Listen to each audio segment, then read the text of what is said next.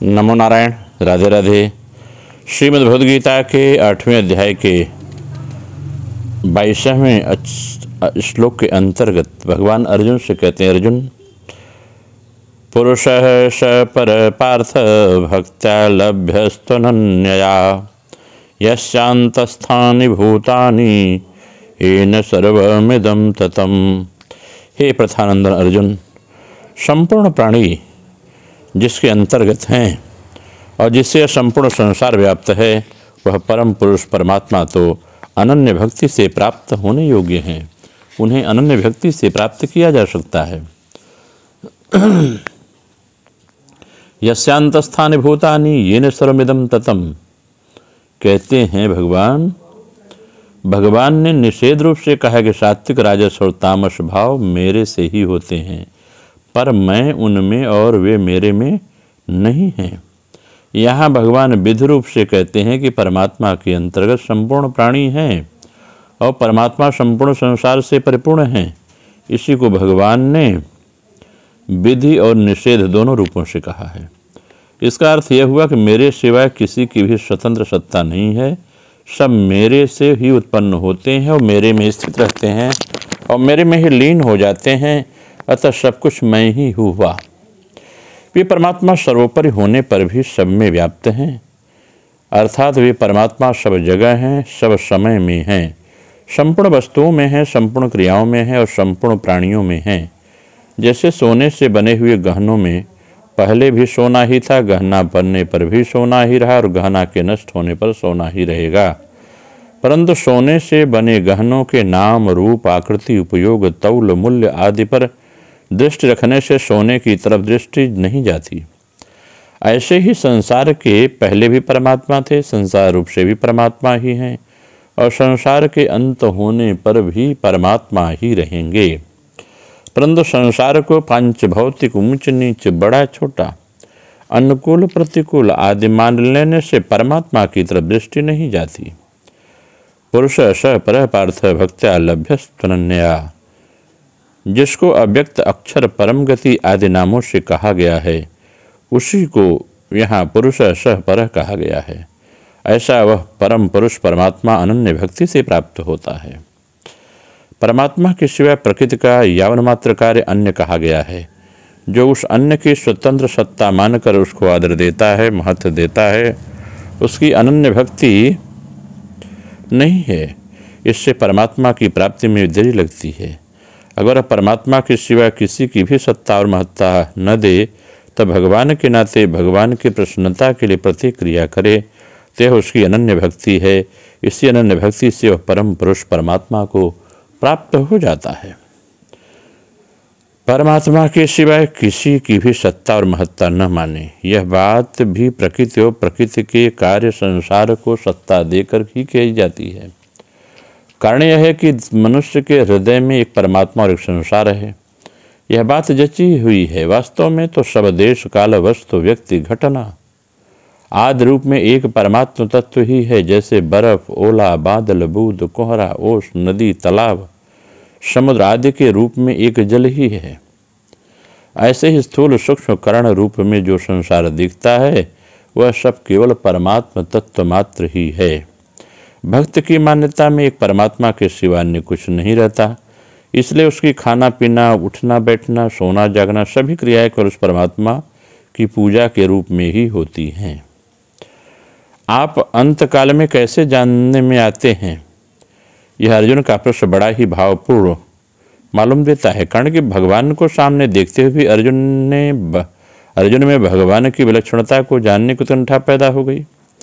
उत्तर ने भगवान ने अंत काल में अपने चिंतन की और सामान्य कानून की बात बताकर अर्जुन को सब समय में भगवत चिंतन करने की आज्ञा दी।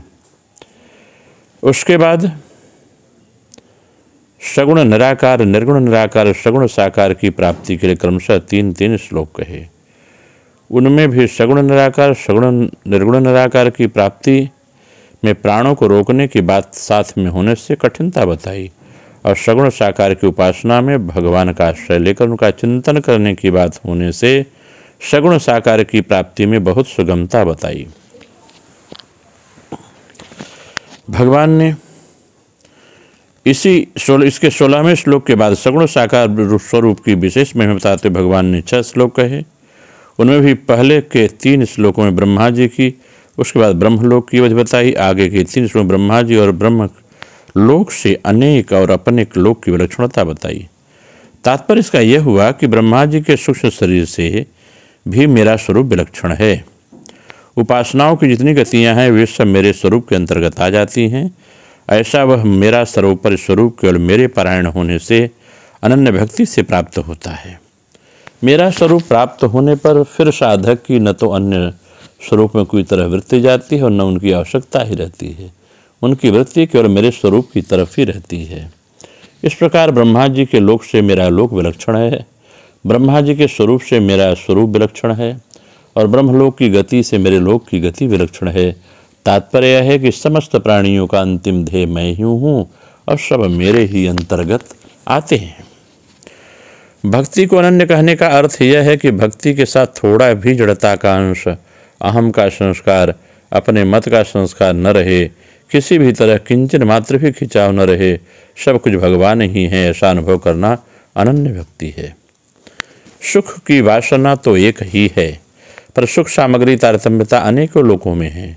ब्रह्मलोक तक का सुख भी आकृष्ट न करें, यहाँ तक कि अपनी स्वाधीन मुक्ति का सुख भी संतुष्ट न कर सकें, तब भक्ति प्राप्त होती है। अगर इस सब का तात्पर्य है कि भगवान के सिवाय कुछ भी नहीं है, अर्थात सब कुछ भगवान ही हैं। अगर इसकी हम क्रिया योग के माध्यम से व्याख्या करें तो यह बात और स्पष्ट होती है। कहते हैं कि भगवत प्राप्ति का उपाय क्या है? अनन्य भक्ति। तो भक्ति का लक्षण क्या है? अपने स्वरूप का अनुसंधान ही भक्ति है। यह क्या केवल शास्त्र पाठ या ब्रह्म विचार द्वारा प्राप्त हो सकेगी? शास्त्र पाठ करने की भी लोग मूर्ख रहते हैं। बहुत शास्त्र पाठ करने मूर्खता भरी है। जो शास्त्र विहित और गुरु के उपदेश के अनुसार साधनाभ्यास में मन को आत्ममुखी करते हैं, वही सही में विद्वान कहे जाते हैं। भजन करते करते अनन्य भजनशील हुए बिना कोई उस परम पुरुष को नहीं प्राप्त कर सकता। अनन्य भक्ति का स्वरूप शिव शंकराचार्य कहते हैं, आत्म विषय के सिवा जहाँ और कुछ बोलने की इच्छा नहीं होती, सोचने की इच्छा नहीं होती, देखने सुनने जानने की इच्छा नहीं होती, तभी अनन्य भक्ति होती है।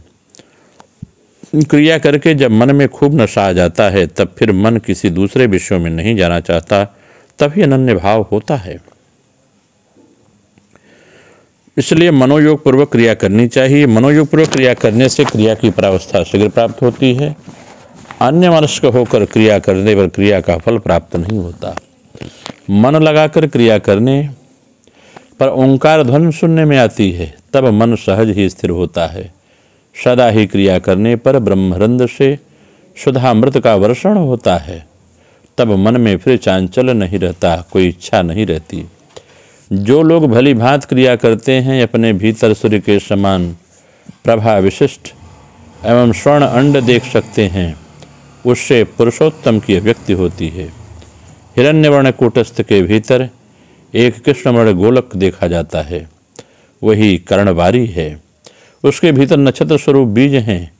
कूटस्थ के इस द्वार से होकर गमन करने पर पुरुषोत्तम स्वरूप का अनुभव होता है, वही नारायण हैं।